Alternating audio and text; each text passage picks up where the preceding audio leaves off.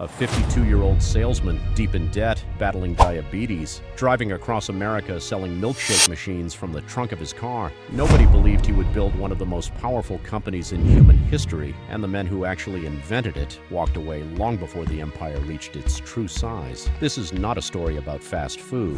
This is a story about obsession, about a man who refused to believe his best years were behind him, about a system so powerful that once unleashed, nothing, not lawsuits, not regulators, not even the men who built it first, could stop it. Let us go back to the beginning. Oak Park, Illinois. Ray Kroc is born into a middle-class family that believes in one thing: work. His father is a Western Union clerk. His mother gives piano lessons. From childhood, Ray understands one truth: the world does not owe you anything. You take it or you don't. At 15, he drops out of high school and lies about his age to drive an ambulance in World War I. He never fires a shot. The war ends before he deploys, but he learns something more useful than combat. He learns what it feels like to want something so badly you will lie to get it. That hunger never leaves him. Through the 1920s and 1930s, he tries everything: piano and jazz clubs, paper cup sales, radio DJ. Every job teaches him something. Sales teaches him how to walk into a room and make a person want something they didn't know they needed.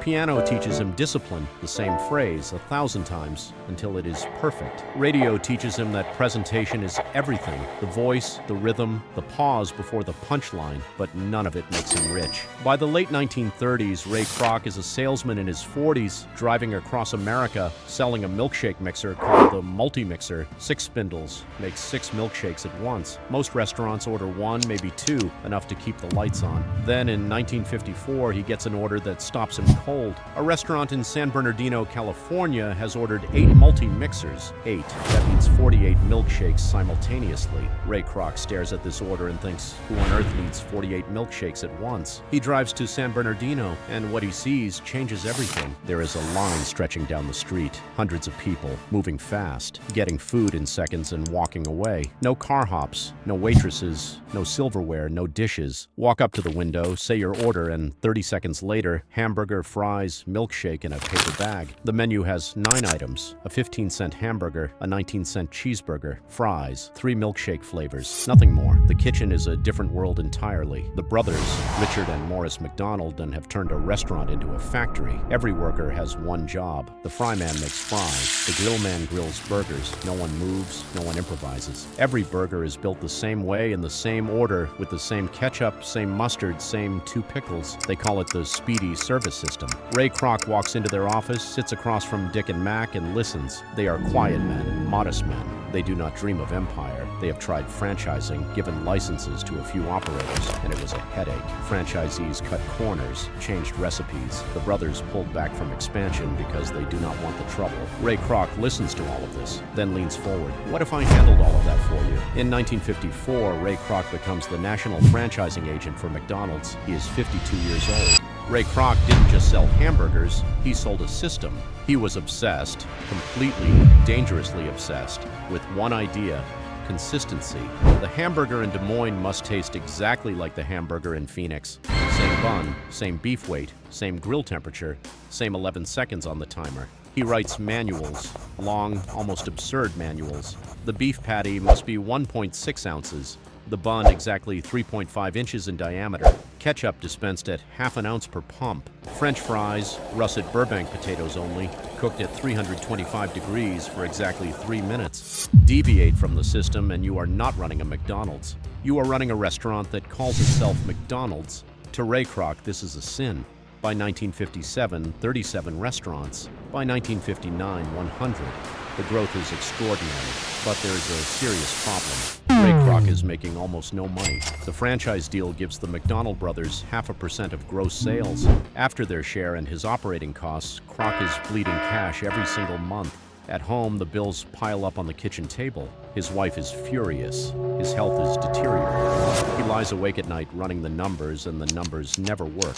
He is 55 years old, building something that might destroy him before it saves him. Then a man named Harry Sonneborn walks into his office and says something that changes everything. Ray, you are not in the hamburger business. You are in the real estate business. Buy the land, lease it to the franchisee, charge them rent. Now you control everything. They cannot leave. They cannot renegotiate because you own the ground beneath their feet.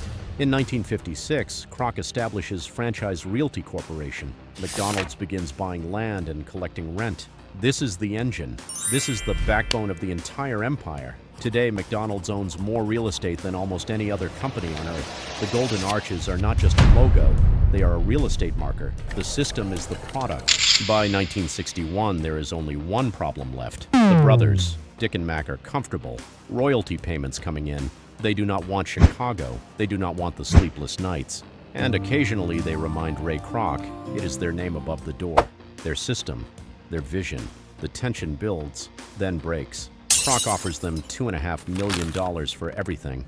The name, the system, all of it. They accept. $2.5 million for a name that would one day be worth $200 billion. The McDonald brothers retire to San Bernardino. Their original restaurant on 14th and E Street is not part of the sale. They keep it. They rename it the Big M.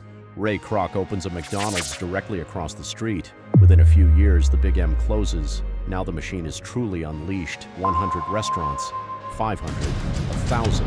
By 1963, the 1 billionth McDonald's hamburger is served live on national television. By 1965, McDonald's goes public. Opening day stock price, $22.50. End of day, $30. Early investors who hold their shares become millionaires. Kroc builds Hamburger University, an actual university with professors, coursework, a full campus, where franchisees learn the science of running a McDonald's. Consistency is not a preference here, it is a religion. The McDonald's in Memphis runs exactly like the one in Minneapolis, which runs exactly like the one in Miami. And now Kroc turns to something just as powerful as operations, the American imagination. In 1963, marketing introduces a clown with red hair and a yellow jumpsuit, Ronald McDonald.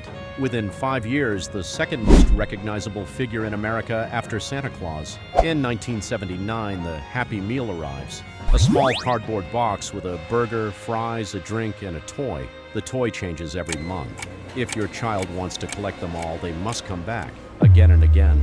McDonald's is not just feeding children, it is training them to associate the Golden Arches with happiness, comfort, reward. By the time those children are teenagers, the habit is not a choice anymore. It is a reflex. By the mid-1970s, McDonald's is in Japan, France, Canada, Australia, Germany, the United Kingdom. In France, where food is national identity, where people sit for 2 hours over lunch, in a country that invented haute cuisine, McDonald's not only survives, it becomes the second most profitable market globally. The French did not surrender their food culture. McDonald's surrendered its menu, adding the McBaguette, wine in select locations, table service. The system stayed, the packaging changed.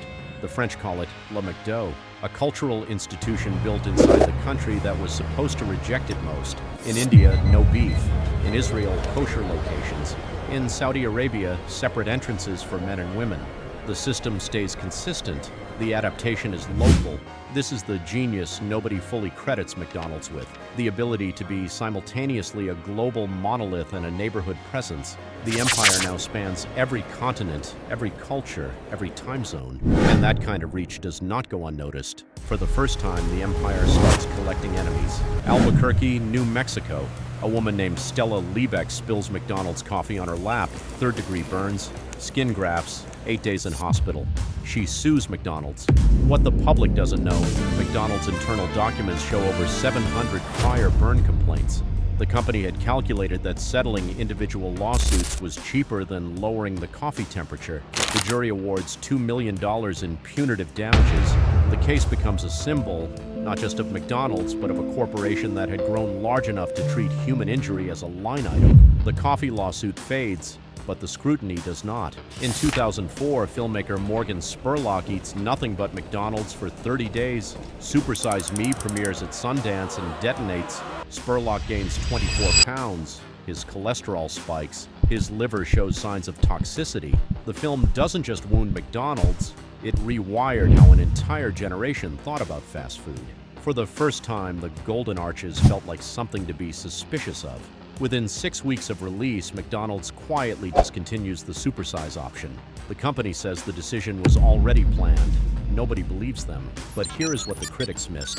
Every time the world wrote McDonald's off, McDonald's wrote a new chapter. In 2003, facing its first ever quarterly loss, it launches McCafe, premium coffee, espresso, lattes. It takes on Starbucks directly at a lower price point in more locations with a drive-thru. By 2012, McDonald's is the largest coffee retailer in the United States. Then the dollar menu, arriving perfectly timed to the 2008 financial crisis. When families are losing jobs, watching savings disappear, where do they go to eat for $10? The Golden Arches. McDonald's posts record profits during the worst recession since the Great Depression. Then mobile ordering, the app, delivery partnerships, a loyalty program that trades free fries for your purchase history, your location, your preferences. The data machine behind the arches becomes as valuable as the real estate beneath them. Market cap crosses $200 billion. 100 countries. More McDonald's locations in America than hospitals. Ray Kroc died in January 1984. Net worth approximately $500 million. Not a billionaire. The franchisees and early shareholders made larger fortunes. But he built something that will outlast everyone alive today. He never saw the app. He never saw the drive-thru at midnight. He never saw the loyalty program or the McCafe or the McBaguette in Paris. But he built the system that made all of it possible. He was a milkshake machine salesman at 52 who looked at a hamburger stand in California and saw civilization. He was right. 69 million people, every single day, standing in line for food they have eaten 100 times before, in 100 different cities, and it tastes exactly the same. People think McDonald's conquered the world because it sold hamburgers. It didn't. It conquered the world because Ray Kroc turned a restaurant into a machine, and once that machine started moving, nobody could stop it. The real product was never the burger. It was the system, one that could be copied, scaled, and run by anyone, anywhere, without ever losing consistency. That's the difference between building a business and building an empire. So ask yourself, are you selling a product or building a machine? Follow for more breakdowns on the systems behind the world's biggest brands, because the moment you understand the machine, you'll never look at the burger the same way.